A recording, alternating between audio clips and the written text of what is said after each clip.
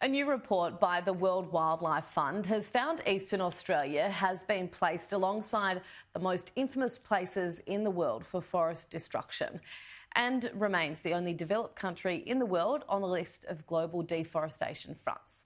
For more on this, I'm joined now by Dr. Martin Taylor, a conservation scientist at WWF Australia. Martin, thanks so much for your time this afternoon. You've declared Eastern Australia's forests a global biodiversity hotspot. So why are we seeing land clearing rates in Queensland and New South Wales skyrocket? Well, we didn't do the hotspot. It was a coalition of scientists who advanced Eastern Australian forests as a hotspot. But our analysis is of how much is actually being cleared. And that certainly showed an increase over this period of 2004 to 2017 in Eastern Australia, primarily Queensland and New South Wales, but also some movement in Victoria and Tasmania. So we looked at where in the world was deforestation the worst, and unfortunately, Eastern Australia landed on that list, mostly because of weaknesses to laws introduced by the Newman government in Queensland and by the coalition government in New South Wales. So I think, did you say 2004 to 2017? Yes, that's the period we're looking at. Mm-hmm. So what are the main drivers of that forest loss in that period? Well, definitely 85% in Queensland and New South Wales, which is where we've got the best analysis of the drivers, was for just livestock pasture, so production of pasture. And then, logging is a small second tier contributor. Mm-hmm.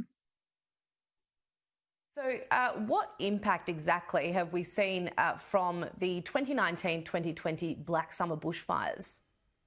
Yeah, well, that's on top of all of the deforestation. So we've seen 13 million hectares burnt in Eastern Australia, again, mostly in New South Wales forests, although quite a bit in Victoria and Queensland.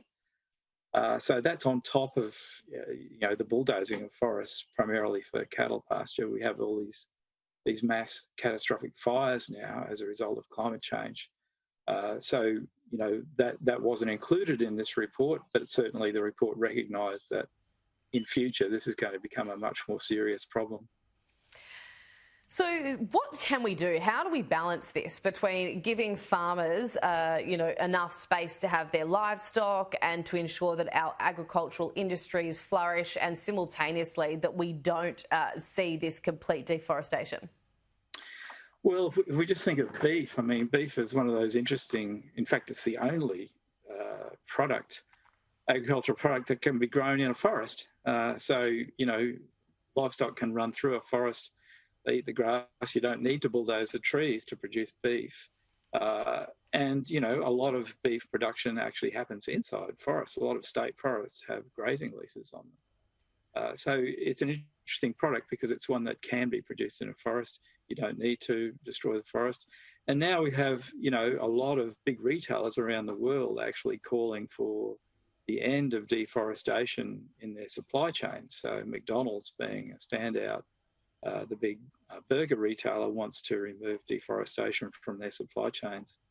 And so, with these two things together, we believe it's quite possible to have agricultural production which actually doesn't only stop deforestation, but actually to some extent reverses it.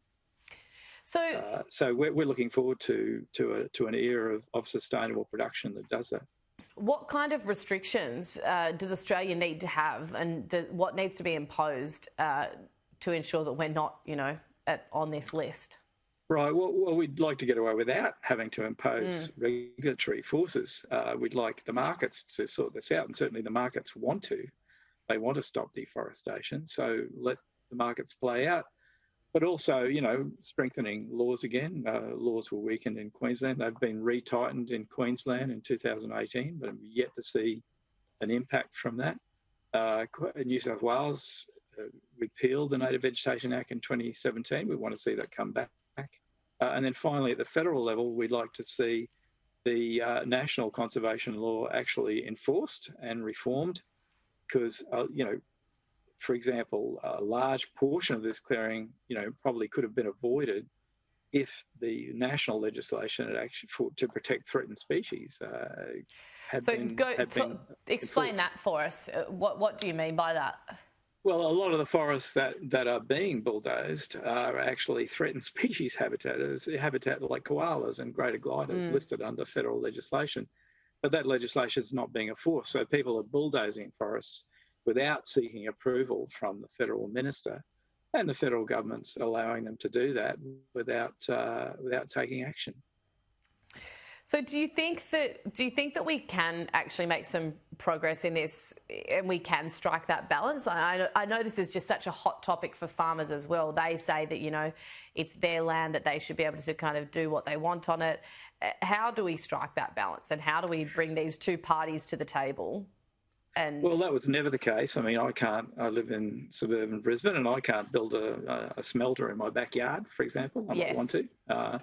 So land use has never been, that you can do whatever you want. If you're causing impacts on the environment, that's against everybody's interests. And so we're looking for a situation where forests are protected properly. And we believe that it's quite possible. There's certainly been enough agricultural land cleared to have viable agricultural production and, a high level of agricultural production, as well as forest conservation. We don't believe that they're incompatible. And in fact, neither do the retailers like McDonald's. They want to have production which is deforestation free. Well, it sounds like something that we need to have a lot more discussion about. Martin, thank you so much for your time today and for your insight this afternoon. Yeah, well, you're welcome.